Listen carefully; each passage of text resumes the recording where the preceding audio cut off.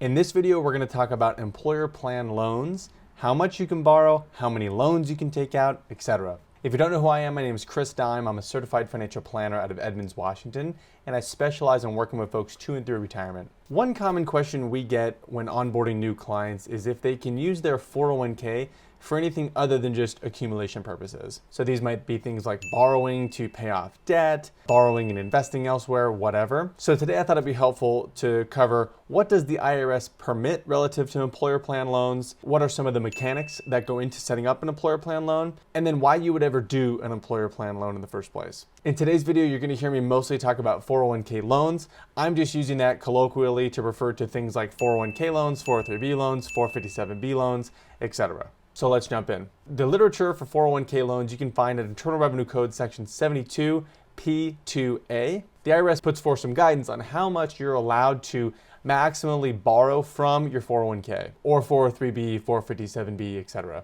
They say you're allowed to borrow up to $50,000 or half of the vested balance in the account, whichever one is lower. In addition, they say if you fall into the camp of folks that are borrowing half of your plan balance because it's less than a total of 100 grand, meaning you're not over here in the $50,000 camp, you get to decide between borrowing the greater of half of your account balance or $10,000. So to keep it simple, if your 401k is under 100 grand, you're either going to borrow half or 10 grand, whichever one's higher, or if your account balance is over 100 grand, the max you can borrow is 50 grand. Now you might think, hey, well, why don't I just borrow 50 grand and then set up another loan for another 50 grand, etc. if you want to borrow more. The IRS has some pretty clear guidance on this. You can set up as many loans as you want to out of a given 401k. However, your limit of how much you can borrow the second time or third time around is reduced by the highest balance of unpaid 401k loans in a previous 12-month period. Obviously, if you just set up a loan for 50 grand, you're not going to get approved to borrow anything else for a while. Until you're debt-free for 12 months, you wouldn't be able to borrow a full another 50 grand. You could borrow less than that depending on the higher balance in that 12 month, but the max you can have outstanding at any time is 50 grand. The IRS is very clear on saying that if your employers are related, meaning within the same control group or they're owned by the same parent company, which is an example, then your maximum you're allowed to borrow from these plans is $50,000 in total amongst all those plans. One stumper question I got relative to that though one time is if they are unrelated employers, then are you allowed to borrow 50 grand from one unrelated employer and then another 50 grand from another unrelated employer? And I couldn't find anything online that says you're not allowed to do that. My gut is telling me that the IRS would put the kibosh on that. And that's because when you look at the IRS guidance on funding 401ks, whether they're related or unrelated employers, the maximum you're allowed to put into unrelated 401ks is the IRS defined contribution maximum. So my hunch is the IRS will rule similarly that if you did take out multiple 401ks from unrelated employers and it exceeded a total amount of 50 grand, you'd probably get a nasty gram. My hunch is you shouldn't do that, but of course, speak with a CPA. It might even warrant a phone call directly to the IRS. Okay, so all of that relative to what the IRS permits is simply the maximum liberal interpretation of what you are permitted to do with 401k type loans. That being said, your plan administrator might reduce what you're allowed to borrow just based on their own rules. And that's entirely within their control as the plan administrator. The reason that they might limit this for whatever reason is maybe they're unsure about getting the money paid back. It's kind of a big hassle to set up and administer and track a 401k loan. So if it's a smaller plan, maybe with less resources, they might not have the ability to track all this. And so they might just say no 401k loans permitted here. But let's fast forward. Let's say your employer plan does permit 401k loans. The IRS is obviously cool with it. So now getting into how the mechanics work, the first thing I would say is that these do not function like lines of credit, meaning any borrowed funds that you take out of your 401k, those are theoretically out of the 401k now, and they're no longer accruing a rate of return from whatever the underlying funds that they were previously invested into would grow by. That means if you took out a $50,000 loan out of your retirement account, $50,000 less of your account is compounding and growing with the markets. So unlike a home equity line of credit where you're borrowing money from the equity in your house, but your house is still appreciating in value theoretically while you have this home equity line of credit out, the 401k does not appreciate in the same regard. On the other hand though, the loaned money out of a 401k will be assessed an interest rate, and we'll cover that in a second, and that interest rate is essentially paying yourself back an accelerated interest rate. Obviously, it motivates you to put that money back into your 401k and nicely that money goes back in. However, on the contrary, unlike a home equity line of credit or other line of credit, the interest you're paying back to your 401k goes back into your pocket. It doesn't go to some bank or third-party institution. Whereas like a line of credit, you'd be paying back the bank that you set up the line of credit through. The 401k, you're paying the interest rate back to yourself. Relative to rates to set up one of these loans, it's generally going to be the prime rate plus 1 or 2%. And the prime rate is what banks use to lend to essentially like their best customers. And so you're getting 1 or 2 points above that prime rate, which isn't the worst thing in the world. I think last January it was 3.25% was prime.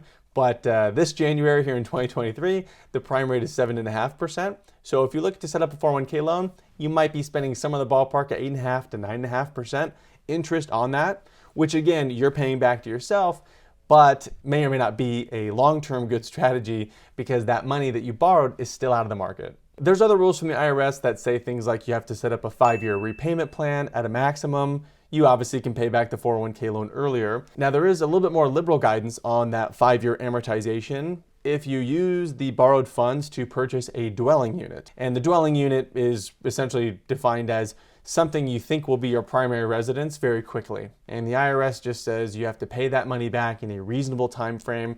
Your plan administrator will set up some type of repayment plan. Even in some of the IRS's Q&A, some of those 401k loans went out 15 years.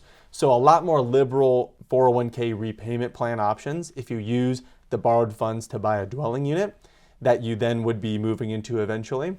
But set it up with your plan administrator because they're going to have some customized guidance there. They might just say no, 5 years no matter what you're borrowing the money for, but they're at least permitted to go above and beyond that 5 years if they want to. Some of the other mechanics, if you don't pay back this loan in time or you lose your job and you now would be considered no longer an employee of that 401k, if you don't pay back the loan in time or you default on the loan in general, if it's pre-tax 401k money that you borrowed, that distribution will be considered a taxable distribution. You'll pay income taxes on it. And if you're under 59.5, that's going to be an early withdrawal, which is another 10% in penalty taxes on top of the income taxes you just paid. So simple math on that, take your highest marginal bracket that you're in, add 10%, and that's at least how much you're paying in taxes out of this defaulted 401k loan. The Secure Act actually said if you leave your employer in 1 year, your deadline to pay back that is the tax filing deadline of that calendar year, which is the next calendar year in April. But your plan administrator might put even further restrictions on that, saying you've got 60 days, 90 days, or 0 days, and now you are in default immediately. Now, obviously, as you make payments back into the 401k, that money gets to then get invested. And as a reminder, all money taken out for a 401k loan is not growing and being invested. That's an easy segue to when you would ever want to do a 401k loan. So a couple immediate strategies come to mind, which is, of course, if you need cash quickly, you can generally set these up in about like 2 to 5 business days, maybe longer depending on your employer plan, depending how proficient their administrators are. Let's just say a week and a half out and you'll get the money. That might be helpful for folks that maybe need cash and don't have access to any other types of borrowing. They could do a 401k. In addition, the nice thing about the 401k loan is it doesn't hit your credit. So as opposed to pulling a line of credit from a bank or falling into default on like a credit card, your 401k loan will not impact your credit score. Other than needing cash quickly, one type of debt that it might make sense to arbitrage against to pay off is credit card debt. So in 2023, all the banks are predicting that your credit card interest rate is going to jump to 20% for those in default, which yes, if you take money out of a 401k, that money doesn't get a compound at the quintessential 10% growth rate ideally. However, no matter how much you invest into the 401k, I am not confident there are any investment vehicles that'll provide you a 20% plus rate of return with the likelihood that the bank is to charge your credit card interest rates, which is pretty much 100% that the bank is going to charge you a 20% interest rate if you're in credit card default. Whereas your retirement account, there's no certainty that the portfolio will grow by any percent, let alone 20. So it might be a good strategy if you do have high interest credit card debt to take a 401k loan, pay off the credit cards, and then quickly, as if it was your own credit card, pay back that 401k loan so that that money gets back into the market. Other than that though, I really don't see the efficacy in borrowing from a 401k to pay off any other type of debt because the interest rate that you otherwise would be charged which nowadays seems high, but in the grand scheme of things is not the worst interest rates in the world. If you're paying these interest rates on like a mortgage or whatever, theoretically your retirement accounts will compound and grow faster than whatever the banks are charging you by way of debt. So it's probably not going to be in your best interest to take money out of the market just to pay off a debt that will accumulate at far lower than the average market-based portfolio in your 401k. So calls to action. Number one, if you have high interest credit card debt on the balance sheet and you have a 401k, it could very much be in your best interest to borrow from the 401k and pay off that credit card debt quickly. Speak with your financial planner, of course, as to the efficacy of both moving pieces. But if your 401k is going to on average accumulate 10% and your credit card debt is going to accumulate on average at 20%, you can see how the math makes quick sense to get rid of the 20% negative rate of return on your balance sheet, and then come up with a quick plan to put money back into the 401k. Another call to action is if you are self-employed and all your money is in IRAs, you do not have the ability to set up a 401k loan. However, as a self-employed individual, you do have the ability to set up a 401k or 403b, 457b, etc. Speak with your financial planner, but one strategy we've employed a lot is our self-employed clients, we will just set up a 401k for them and we'll roll all of their pre-tax IRAs into that 401k. Now they can do 401k loans if they want to. They might not ever do a 401k loan. It at least increases the options they have to be able to borrow funds if they want to. And of course, implied here, you can't do IRA loans. There's no such thing as a IRA loan, simple IRA loan, SEP IRA loan, none of that. But you can do 401k loans. I'll link to everything that I referenced below relative to the IRS's guidance. If you have further questions, drop them in the chat below, send me an email. Hope this was helpful. We'll chat with you later. Have a good one. Bye.